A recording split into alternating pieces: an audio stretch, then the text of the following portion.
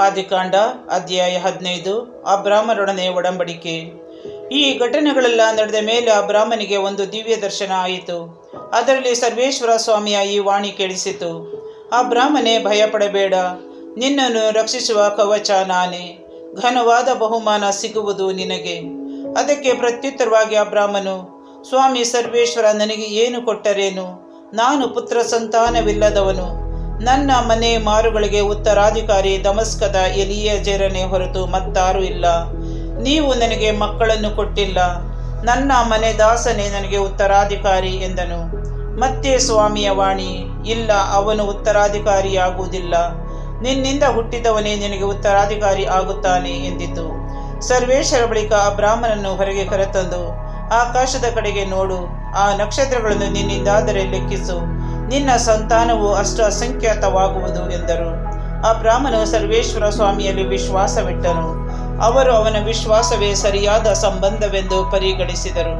ಸರ್ವೇಶ್ವರ ಬಳಿಕ ಅಬ್ರಾಮನಿಗೆ ಇಂತೆಂದರು: ಈ ನಾಡನ್ನು ನಿನಗೆ ಸೊತ್ತಾಗಿ ಕೊಡಬೇಕೆಂದು ಬಾಬಿಲೋನಿನಲ್ಲಿರುವ ಊರ್ ಪಟ್ಟಣದಿಂದ ನಿನ್ನನ್ನು ಬರಮಾಡಿದ ಸರ್ವೇಶ್ವರ ನಾನೇ ಎಂದರು. ಅದಕ್ಕೆ ಅಬ್ರಾಮನು: ಸರ್ವೇಶ್ವರ, ಇದು ನನ್ನ ಸ್ವತ್ತು ಎಂದು ತಿಳಿದುಕೊಳ್ಳುವುದು ಹೇಗೆ ಎಂದನು. ಸರ್ವೇಶ್ವರ ಪ್ರತ್ಯುತ್ತರವಾಗಿ: ನೀನು ಮೂರು ವರ್ಷದ ಒಂದು ಕಡಸನ್ನು, ಒಂದು ಆಡನ್ನು, ಒಂದು ಟಗರನ್ನು, ಒಂದು ಬೆಳವಕ್ಕಿಯನ್ನು ಹಾಗೂ ಒಂದು ಮರಿ ಪಾರಿವಾಳವನ್ನು ತೆಗೆದುಕೊಂಡು ಬಾ ಎಂದರು. ಅಬ್ರಾಮನು ಅವುಗಳೆಲ್ಲ ತೆಗೆದುಕೊಂಡು ಬಂದು ಆ ಪ್ರಾಣಿಗಳನ್ನು ಕಡಿದು ಎರಡೆರಡು ಹೋಳು ಮಾಡಿ ತುಂಡಿಗೆ ತುಂಡನ್ನು ಎದುರಾಗಿಟ್ಟನು. ಪಕ್ಷಿಗಳನ್ನು ಮಾತ್ರ ಕಡಿಯಲಿಲ್ಲ. ಆ ಪ್ರಾಣಿಗಳ ತುಂಡುಗಳ ಮೇಲೆ ರಣಹದ್ದುಗಳು ಎರಗಿದಾಗ ಅಬ್ರಾಮನು ಅವುಗಳನ್ನು ಓಡಿಸಿಬಿಟ್ಟನು. ಹೊತ್ತು ಮುಳುಗುತ್ತಿದ್ದಾಗ ಅಬ್ರಾಮನಿಗೆ ಗಾಢ ನಿದ್ರೆ ಹತ್ತಿತು. ಭೀಕರವಾದ ಕಾರ್ಗತ್ತಲು ಅವನನ್ನು ಕವಿಯಿತು. ಆಗ ಅಬ್ರಾಮನಿಗೆ ಸರ್ವೇಶ್ವರ: ಇದನ್ನು ನೀನು ಸ್ಪಷ್ಟವಾಗಿ ತಿಳಿದುಕೊಳ್ಳಬೇಕು. ನಿನ್ನ ಸಂತತಿಯವರು ಅನ್ಯ ನಾಡಿಗೆ ಆಗಂತುಕರಂತೆ ಹೋಗುವರು, ಆ ನಾಡಿಗೆ ಗುಲಾಮರಾಗುವರು. 400 ವರ್ಷ ಅಲ್ಲಿಯವರ ಶೋಷಣೆಗೆ ಗುರಿಯಾಗುವರು. ಆದರೆ ಅವರನ್ನು ಗುಲಾಮರನ್ನಾಗಿಸಿಕೊಳ್ಳುವ ರಾಷ್ಟ್ರವನ್ನು ನಾನು ದಂಡಿಸುವೆನು. ಬಳಿಕ ಬಿಡುಗಡೆ ಹೊಂದಿ ಅಧಿಕ ಆಸ್ತಿವಂತರಾಗಿ ಹಿಂತಿರುಗುವರು. ನೀನಂತೂ ಹಣ್ಣು ಮುದುಕನಾಗಿ ಶವ ಸಂಸ್ಕಾರವನ್ನು ಪಡೆಯುವೆ. ಶಾಂತಿ ಸಮಾಧಾನದಿಂದ ನಿನ್ನ ಪಿತೃಗಳನ್ನು ಸೇರುವೆ.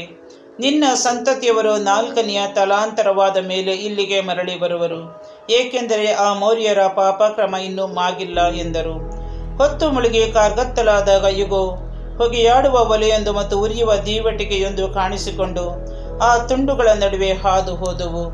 ಸರ್ವೇಶ್ವರ ಅಂದೇ ಅಬ್ರಾಮನ ಸಂಗಡ ಒಂದು ಒಡಂಬಡಿಕೆಯನ್ನು ಮಾಡಿಕೊಂಡರು: ಈಜಿಪ್ಟಿನ ನದಿಯಿಂದ ಯೂಫ್ರೆಟಿಸ್ ಮಹಾನದಿಯವರೆಗೆ ಕೊಡುವೆನು ಈ ನಾಡೆಲ್ಲವನ್ನು ನಿನ್ನ ಸಂತತಿಯವರಿಗೆ, ಅಂದರೆ ಕೇನೀಯರು, ಕೆರೀಜಿಯರು, ಅದ್ಮೋನಿಯರು, ಹಿತ್ತಿಯರು, ಪೆರೀಜಿಯರು, ರೆಫಾಯರು, ಅಮೋರಿಯರು, ಕಾನಾನಿಯರು, ಗಿರ್ಗಾಷಿಯರು ಹಾಗೂ ಯೆಬೂಸಿಯರು ವಾಸವಾಗಿರುವ ಪ್ರಾಂತ್ಯಗಳಿಂದ ಕೂಡಿರುವ ಈ ನಾಡನ್ನು ಕೊಡುವೆನು ಎಂದು ವಾಗ್ದಾನ ಮಾಡಿದರು.